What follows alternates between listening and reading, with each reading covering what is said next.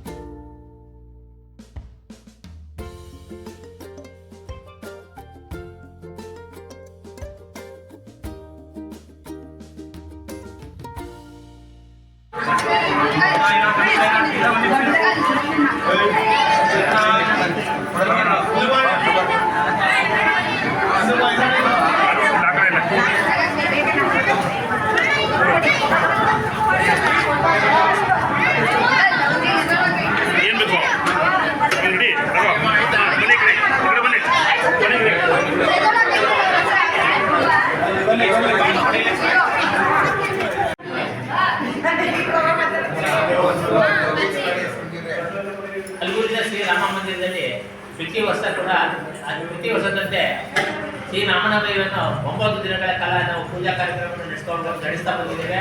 ಅದೇ ರೀತಿಯಾಗಿ ಇದು 9ನೇ ದಿನದ ಕಡೆ ದಿನವಾದ ಇಂದು ಶ್ರೀ ನಮ್ಮ ವಾಮೇಗೌಡ ಕುಟುಂಬದಿಂದ ಇಂದಿನ ನಾವು ಪೂಜಾ ಕಾರ್ಯಕ್ರಮವನ್ನು ನಡೆಸ್ತಾ ಇದ್ದೇವೆ. ಹಾಗೂ ಬಂದ ಭಕ್ತಾದಿಗಳಿಗೆಲ್ಲರೂ ಸಹಕಾರಗಳನ್ನು ಕೊಡ್ತಾ ಇದ್ದೇವೆ. ಈ ರೀತಿಯಾಗಿ ನಾವು ಪ್ರತಿಯೊಂದು ಮನೆಯವರು ಕೂಡ ಪ್ರತಿದಿನ ಒಂದೊಂದು ದಿವಸ ಪೂಜಾ ಕಾರ್ಯಕ್ರಮವನ್ನು ಏರ್ಪಡಿಸ್ತೇವೆ. ಎಲ್ಲ ಇಡೀ ನಮ್ಮ ಕುಲ ಬಾಂಧವರು ಕೂಡ ಎಲ್ಲ ಒಟ್ಟಾಗಿ ಕೂಡ ಈ ಕಾರ್ಯಕ್ರಮವನ್ನು ನಡೆಸ್ಕೊಂಡು ಬಂದಿದ್ದೇವೆ. ಎಲ್ಲರೂ ಕೂಡ ಶ್ರೀರಾಮನ ಆಶೀರ್ವಾದ ಇರಲಿ ಅಂತ ನಾವು ಎಲ್ಲ ಮಾಡಿರ್ತಾರೆ. ಹಿಂಭಾಗದ್ದು ಶಟ್ ಡೌನ್. ಇದು ಲಾಜಿಕ್ ಹೆಂಗೆ ಅಂದ್ರೆ, ಮುಂಭಾಗದ್ದು ಏನಾದರೂ ನಿಮಗೆ ಆಕ್ಟಿವೇಟ್ ಆದ್ರೆ ಹಿಂಭಾಗದ್ದು ಶಟ್ ಡೌನ್ ಆಗುತ್ತೆ, ಹಿಂಭಾಗದ ಆಕ್ಟಿವೇಟ್ ಆದ್ರೆ ಮುಂಭಾಗದ ಶಟ್ ಡೌನ್ ಆಗುತ್ತೆ. ಹಾಗಾಗಿ ಎರಡು ಒಟ್ಟೊಟ್ಟಿಗೆ ಆಗಲ್ಲ. ಇದು ಲಾಜಿಕ್ನ ಇದನ್ನ ನೀವು ತಿಳ್ಕೋಬೇಕು. ಎಲ್ಲ ಸಾಧಕರು ಏನ್ ಸಾಧನೆ ಮಾಡಿದ್ದಾರೆ ಅವರೆಲ್ಲ ಮುಂಭಾಗದನ್ನ ಆಕ್ಟಿವೇಟ್ ಮಾಡ್ತಾ ಇರ್ತಾರೆ.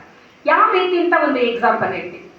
ಏನಾಗುತ್ತೆ, ಹೀಗೆ ಹೋಗ್ತಾ ಇರ್ಬೇಕಾರೆ ಒಂದು ಹುಡುಗಿ ತುಂಬಾ ಚೆನ್ನಾಗಿರೋರು ಹೋಗ್ತಾ ಇರ್ತಾರೆ. ಹುಡುಗರೆಲ್ಲ ನೋಡ್ತಾರೆ, ಓ ಎಷ್ಟು ಚೆನ್ನಾಗಿದ್ದಾರೆ.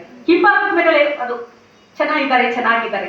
ಆಮೇಲೆ ಮುಂಭಾಗದ ಮೇಲೆ ಅಷ್ಟೆಲ್ಲ ಆಕ್ಟಿವೇಟ್ ಆಗುತ್ತೆ. ನೋಡುತ್ತೆ, ಕುತ್ಕೆಲಿ ಕರಿಮಣ ಸರಿ ಇದೆ, ಓ ಮದುವೆ ಆಗಿದೆ ಆಂಟಿ ಕಣೋ, ನೋಡ್ಬಾರ್ದು. ಮುಂಭಾಗದ ಎಚ್ಚರಿಕೆ ಕೊಡುತ್ತಂದ್ರೆ ಆಕೆ ಗೃಹಸ್ಥೆ, ಆಕೆ ಮದುವೆ ಆಗಿದೆ, ನೋಡಬಾರದು ಅನ್ನೋದು ಒಂದು ಇದೆಯಲ್ಲ, ಅದನ್ನ ತಿಳಿಸೋದು. ನಾನು ಅದಕ್ಕೆ ಅನ್ಕೊಳ್ಳೋದು, ಎಷ್ಟೋ ಜನ ನಾವು ನೋಡ್ತೀವಲ್ಲ, ಬೇಕಾದಷ್ಟು ಹನಿ ಟ್ರ್ಯಾಪ್ ಅದು ಇದು ಎಲ್ಲ ಯಾಕೆ ಹಾಕ್ತಾರೆ ಅಂದ್ರೆ ಅವ್ರಿಗೆ ಮುಂಭಾಗದ ಆಕ್ಟಿವೇಟ್ ಆಗಿರಲ್ಲ, ಹಿಂಭಾಗದು. ಆ ಸಮಯದಲ್ಲಿ ಅವರಿಗೆ ಆ ಒಂದು ಹಿಂಭಾಗದ ಮೆದುಳು ಆಕ್ಟಿವೇಟ್ ಆಗಿರುತ್ತೆ, ಗೊತ್ತಾಗದೆ ಆಗ್ತಾರೆ. ಆಮೇಲೆ ಕತೆ ಹೆಂಗೆ ಬ್ಲ್ಯಾಕ್ ಮೇಲ್ ಮಾಡಿ ದುಡ್ಡೆಲ್ಲ ಇದು ಮಾಡ್ಬೇಕಾದ್ರೆ ಯಾಕೆ ಹಿಂಗ್ ಮಾಡಿದೆ ನನಗೊಂದು ಸ್ವಲ್ಪನೂ ಬುದ್ಧಿ ಇರಲ್ಲ. ಆದ್ರೆ ಅಂತ ಸಮಯದಲ್ಲಿ ಮುಂಭಾಗದ ಮೆದುಳನ್ನ ಆಕ್ಟಿವೇಟ್ ಮಾಡ್ಕೋಬೇಕು ನಾವು. ಯಾವ ರೀತಿ ಅಂತಂದ್ರೆ ಇದಾದ್ಮೇಲೆ ನೆಕ್ಸ್ಟ್ ಏನು ಕತೆ ಅನ್ನೋದನ್ನ ಈಗ ನೋಡಿ ನನ್ಗೆ ಬಹಳ ಆಶ್ಚರ್ಯ ಆಗುತ್ತೆ. ನೀವು ನ್ಯೂಸ್ ಅಲ್ಲೆಲ್ಲ ನೋಡಿರ್ಬೋದು, ಜಿಮ್ ಅಲ್ಲಿ ಹೋಗಿ ಬಹಳಷ್ಟು ಹೆಣ್ಣು ಮಕ್ಕಳು ತೊಂದರೆ ಆಗಿರೋದು. ಬುದ್ಧಿ ಇಲ್ವಾ ಅವ್ರಿಗೆ? ಒಂದು ಸಲ ಯೋಚನೆ ಮಾಡಿದಿದ್ರೆ ನಾಳೆ ದಿನ ಏನು ನಮ್ಮ ಅಮ್ಮನ ಮರ್ಯಾದೆ ಏನು, ಅಥವಾ ನನಗೇನೋ ವಿಡಿಯೋ ಮಾಡ್ತಿದ್ದೀವಿ ಅದು ಲೀಕ್ ಆದ್ರೆ ಏನು ಪರಿಸ್ಥಿತಿ ಅನ್ನೋದು ಹೇಳೋದು ಮುಂಭಾಗದ ಮೆದುಳು. ಅದೊಂದು ಪಿಕ್ಚರ್ ಕೊಡುತ್ತೆ ನಿಮ್ಗೆ, ಓಹೋ ಈ ತರ ಅನಾಹುತಗಳು ನಡೆಯುತ್ತೆ, ಅವಾಗ ಏನ್ ಮಾಡ್ತೀವಿ, ಅಲರ್ಟ್ ಆಗ್ತೀವಿ. ಸೊ ಇದು ನಮ್ಮ ಮೆದುಳಿನ ಬೆಳವಣಿಗೆ 21ನೆಯ ದಿನದಿಂದ ಆರಂಭ ಆಗುತ್ತೆ. 21ನೆಯ ದಿನದಿಂದ 24 ವರ್ಷದವರೆಗೂ ಆಗುತ್ತೆ. 24 ವರ್ಷ. ಅದಕ್ಕೋಸ್ಕರ ದಯವಿಟ್ಟು ವಿದ್ಯಾರ್ಥಿಗಳು 24-25 ವರ್ಷದವರೆಗೂ ಯಾವುದೇ ಡಿಸಿಷನ್ ಮಾಡಬೇಡಿ, ಯಾವುದೇ ಡಿಸಿಷನ್ ಮಾಡಬಾರದು. ಕಾರಣ ನಿಮಗೆ ಸರಿನೋ ತಪ್ಪೋ ಅಂತ ಜಡ್ಜ್ ಮಾಡುವ ಕೆಪಾಸಿಟಿ ಇರೋಲ್ಲ. ಕಾರಣ ಮುಂಭಾಗದ ಮೆದುಳು ಸಂಪೂರ್ಣವಾಗಿ ಬೆಳವಣಿಗೆ ಆಗಿರೋದು. ಅದು ಎಲ್ಲ ಆಗ ಅಷ್ಟೊತ್ತಿಗೆ ಬುದ್ಧಿ ಬಂದಿರುತ್ತೆ. ಎಂತ ತಪ್ಪು ಮಾಡಿದೆ, ಎಂತ ಕೆಲಸ ಆಗೋಯ್ತು, ಮರ್ಯಾದೆಯಾಗಿ ಓದಿದ್ರೆ ಚೆನ್ನಾಗಿರ್ತಿತ್ತು, ಅವಾಗ ನಾನು ರಿಲೇಷನ್ನು ಅದು ಇದು ಲವ್ ಅನ್ಕೊಂಡು ಇವತ್ತಿನ ದಿನ ಏನಾಗಿದೆ ಕತೆ, ಕೆಲಸ ಇಲ್ಲ, ಕಾರ್ಯ ಇಲ್ಲ, ಎಜುಕೇಶನ್ ಇಲ್ಲ ಅನ್ನೋದು ಯಾವಾಗ ಅರ್ಥ ಆಗುತ್ತೆ ಗೊತ್ತಾ? 25 ವರ್ಷ ಆಗ್ಬೇಕು. ಕಾರಣ ಮುಂಭಾಗದ ಮೆದುಳು ಸಂಪೂರ್ಣ ಡೆವಲಪ್ ಆಗೋದು ಅವಾಗ ನಮ್ಗೆ ಅರಿವು ಆಗುತ್ತೆ. ಹಾಗಾಗಿ ಇವಾಗ ವಿದ್ಯಾರ್ಥಿಗಳ ಕೆಲಸ ಏನು ಅಂತಂದ್ರೆ, ನೀವು ಬರೀ ಓದಂಥದ್ದು ಬೇರೆ ಬೇಡ, ನೋ ಡಿಸ್ಟ್ರಾಕ್ಷನ್ ಅದು ಮಾಡಿ. ಆಮೇಲೆ 25 ವರ್ಷ ಆದ್ಮೇಲೆ ನಿಮ್ದೇ ಎಲ್ಲ, ನೀವೇ ನಿಮಗೇನು ಬೇಕು ಅದನ್ನ ಡಿಸೈಡ್ ಮಾಡ್ಬೋದು. ಇಲ್ಲಿ ಬಹಳ ಮುಖ್ಯವಾಗಿ ಸಾಮಾನ್ಯವಾಗಿ ಹೆಣ್ಣು ಮಕ್ಕಳನ್ನ ದೂರ್ತಾರೆ.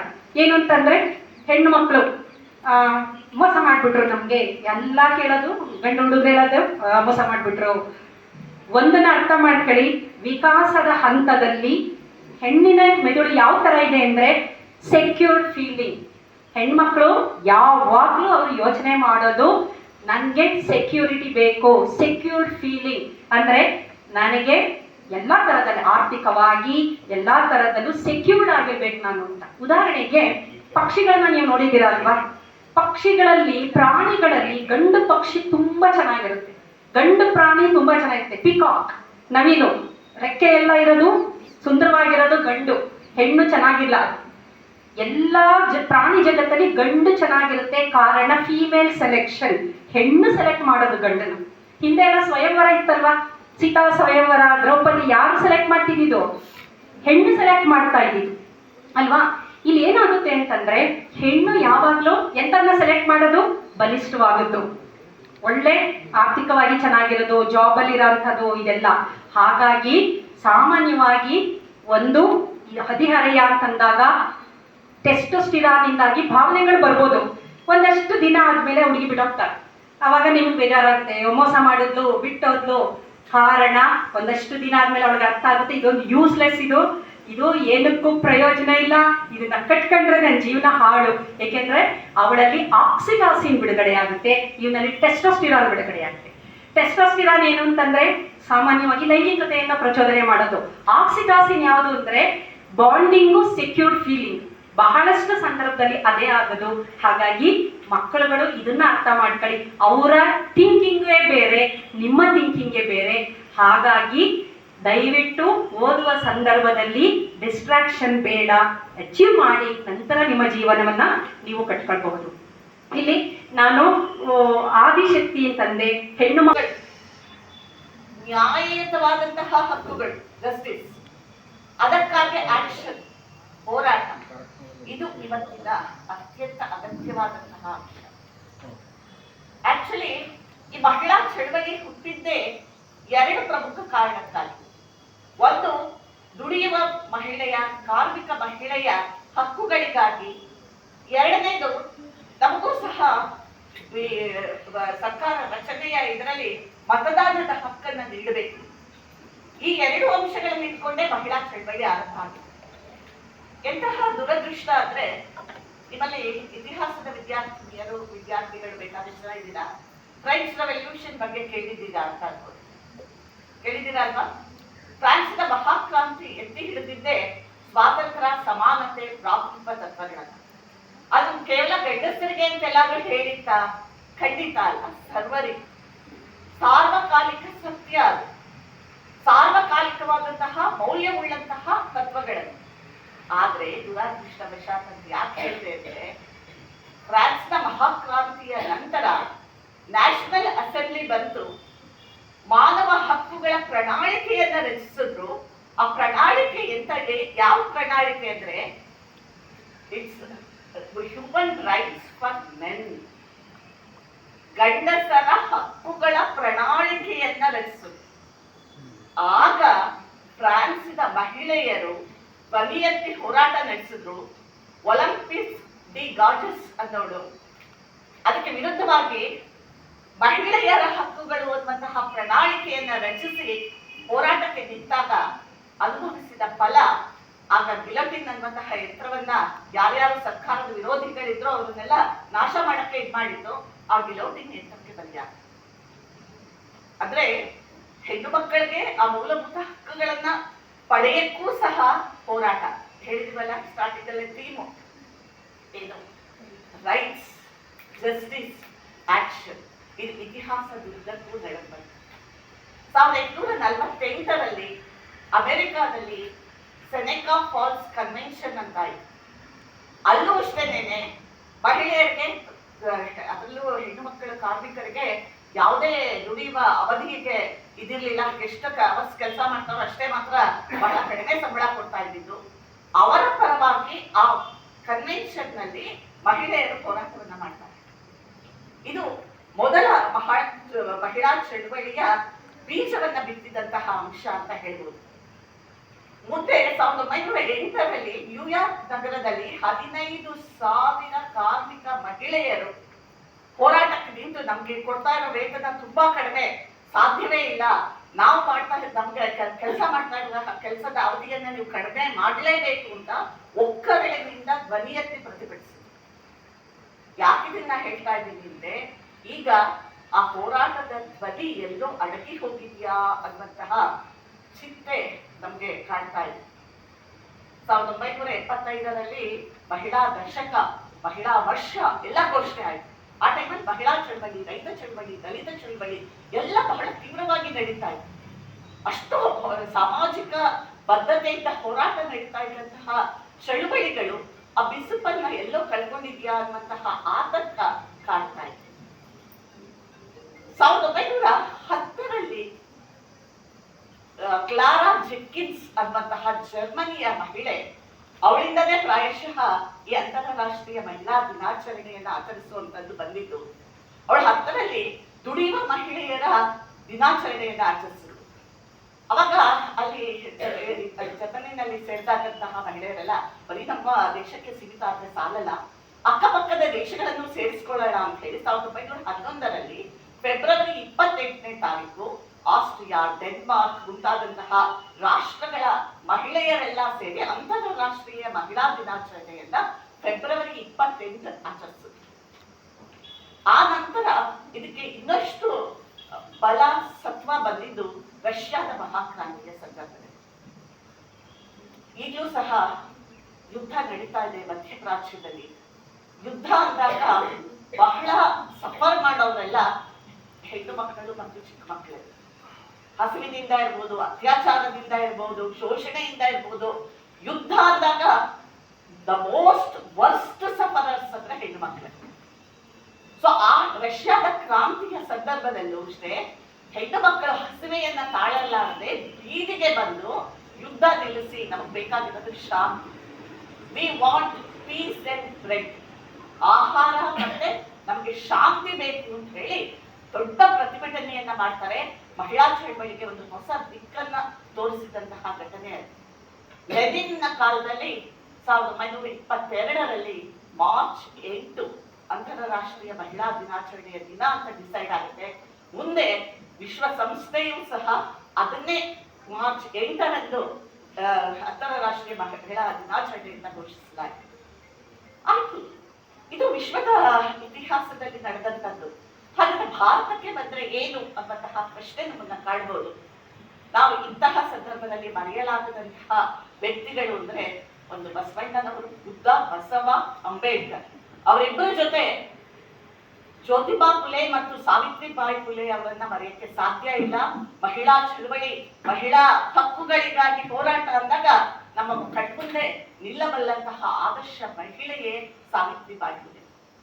ತನ್ನ ಮೇಲೆ ಕಲ್ಲನ್ನೇ ಎಸಿತಾ ಇದ್ರು ಸಹ ಅದರ ವಿರುದ್ಧ ಪ್ರತಿಭಟಿಸದೆ ನನ್ನ ಮೇಲೆ ಹಾಕ್ತಾ ಇರುವ ಆಶೀರ್ವಾದ ಮಾಡ್ತಿರೋ ಹೂಗಳು ಅಂತ ಹೇಳಿ ಹೋಗಿ, ನಾವು ಇವತ್ತಿಗೂ 21ನೇ ಶತಮಾನದಲ್ಲಿ, ಯಾಕಂದ್ರೆ ನನಗೂ 33 ವರ್ಷ ಗೌರ್ಮೆಂಟ್ ಕಾಲೇಜಲ್ಲಿ ಸರ್ವಿಸ್ ಆಗಿದೆ, ಹೆಣ್ಮಕ್ಳಾಗ್ಲಿ ಗಂಡ್ಮಕ್ಳಾಗ್ಲಿ ತುಂಬಾ ಸಂಕೋಚ ಪಡೋದು ಯಾವ್ದಕ್ಕಪ್ಪ ಅಂದ್ರೆ ಇಂಗ್ಲಿಷ್ ಮಾತಾಡಕ್ಕೆ.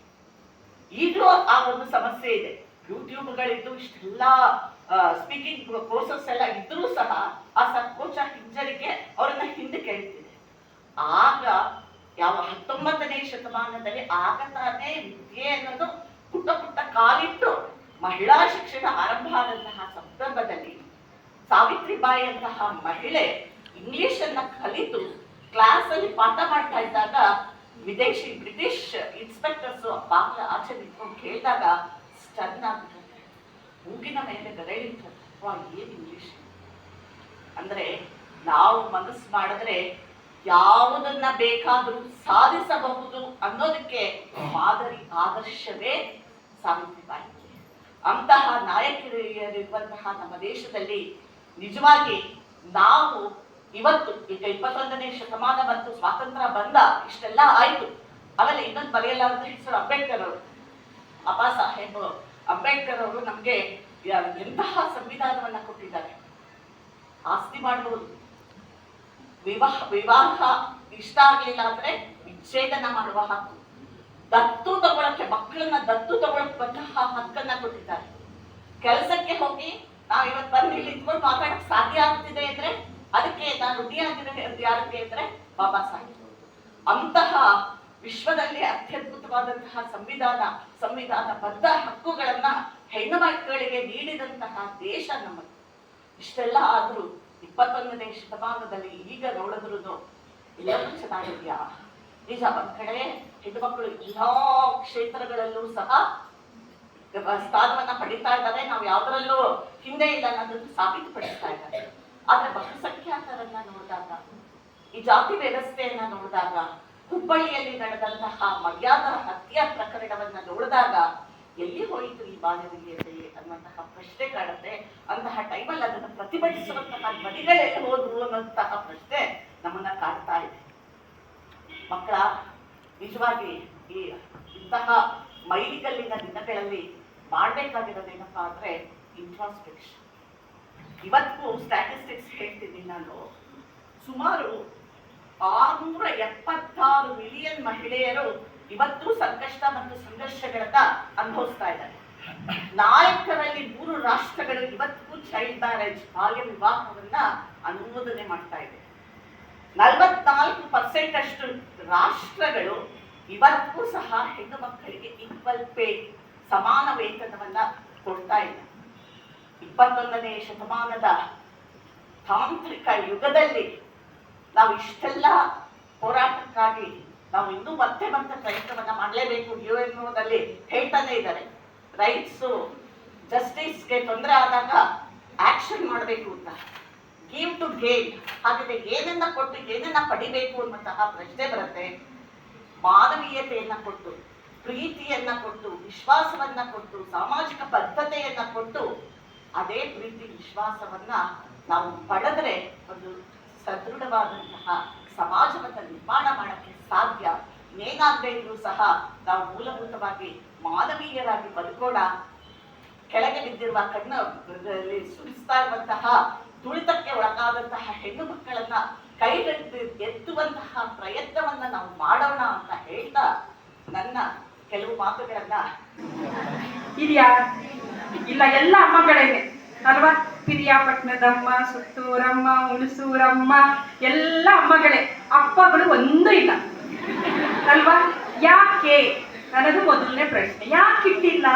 ಯಾಕೆ ನಮ್ಮ ಹಿರಿಯರು ಗ್ರಾಮ ದೇವತೆಯನ್ನ ಹೆಣ್ಣನ್ನ ಯಾಕೆ ಇಟ್ಟಿದ್ದಾರೆ? ಗಂಡಿರ್ಬಾರ್ದ? ಎಲ್ಲೋ ಇರುತ್ತೆ, ಯಾರು ವೀರಭದ್ರೇಶ್ವರ ಅದೊಂದು ಎಲ್ಲೋ ಒಂದೊಂದ್ ಕಡೆ ನೋಡ್ತೀವಿ ಅಲ್ವಾ, ಆ ಥರದ್ ಬಿಟ್ರೆ ಎಲ್ಲ ಕಡೆ ಅಮ್ಮಗಳಿಗೆ. ಕಾರಣ ಮಹಿ ಅಂತಂದ್ರೆ ಹೆಣ್ಣು, ಇಳೆಂದ್ರು ಹೆಣ್ಣು, ಭೂಮಿ ತೂಕದ ಹೆಣ್ಣು ಅಂತ ನಮ್ಗೆಲ್ಲ ಹೇಳ್ತಾರೆ. ಅದಕ್ಕೆ ತಕ್ಕನಾಗಿ ನಾವು ಇರ್ಬೇಕು ಅಲ್ವಾ. ಎತ್ರ ನಾರಿಯಂತೂ ಪೂಜ್ಯಂತೆ ರಮಂತೆ ತತ್ರ ದೇವತಾ ಅಂತೆಲ್ಲ ನಮ್ಗೆ ಗೌರವ ಕೊಡ್ತಾರೆ. ಆದ್ರೆ ಗೌರವನ ನಾವು ಉಳಿಸ್ಕೊಂಡಿದ್ದೀರಾ ಅಂತ ನಾವು ಯೋಚನೆ ಮಾಡ್ಬೇಕು ಅಲ್ವಾ. ಹಾಗಾಗಿ ಇವತ್ತಿನ ಪರಿಸ್ಥಿತಿ, ನೀವೆಲ್ಲ ಜನರೇಷನ್ ಝಿ ಜನರೇಷನ್, ನೀವು ಹುಟ್ಟಿನಿಂದಲೇ ಮೊಬೈಲ್ ಹಿಡ್ಕೊಂಡು ಹುಟ್ಟಿದಂಥವ್ರು.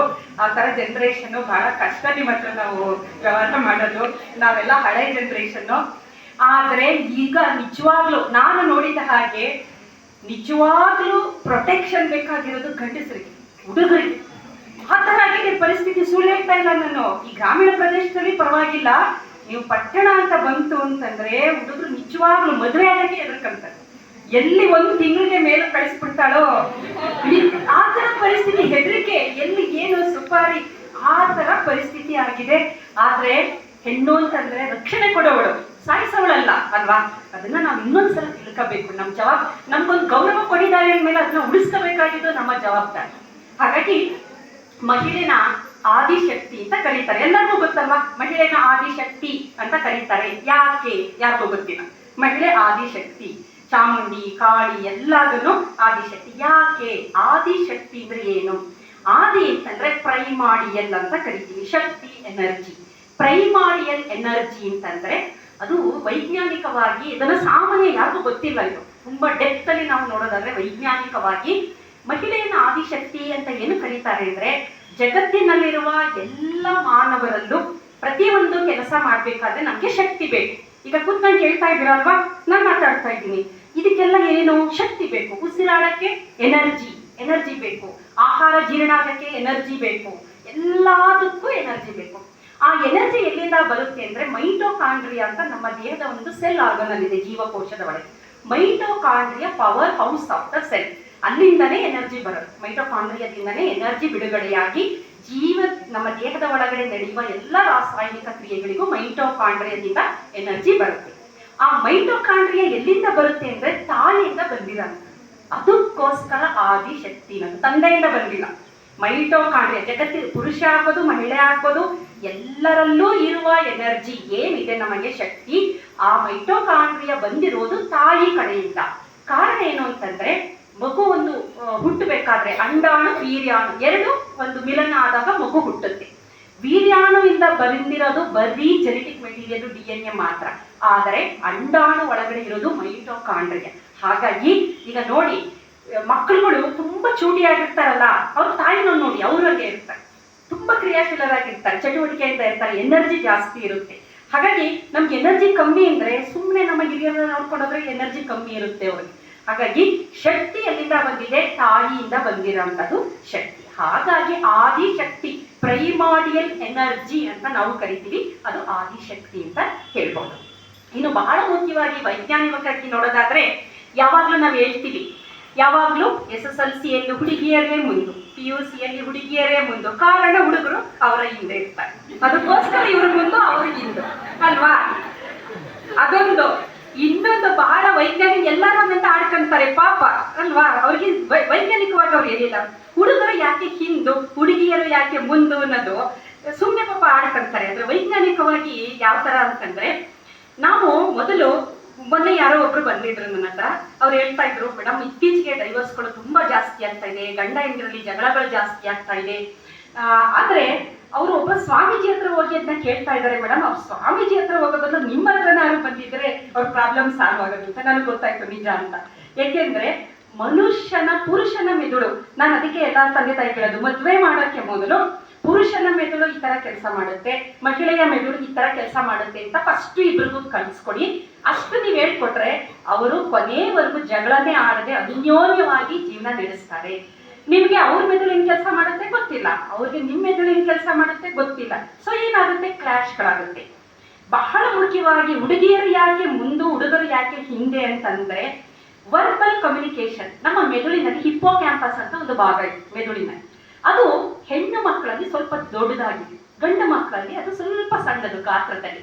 ಅದು ಕೆಲಸ ಏನು ಅಂದ್ರೆ ಮೆಮೊರಿ, ಜ್ಞಾಪಕ ಇಟ್ಕೊಳ್ಳೋದು, ಕ್ಲಾಸಲ್ಲಿ ಸರ್ ಏನ್ ಹೇಳಿರ್ತಾರೆ ಜರಾಕ್ಸ್ ಹಂಗೆ ನೋಟ್ಸ್ ಬರ್ಕೊಂಡ್ಬಿಟ್ಟಿರ್ತಾರೆ.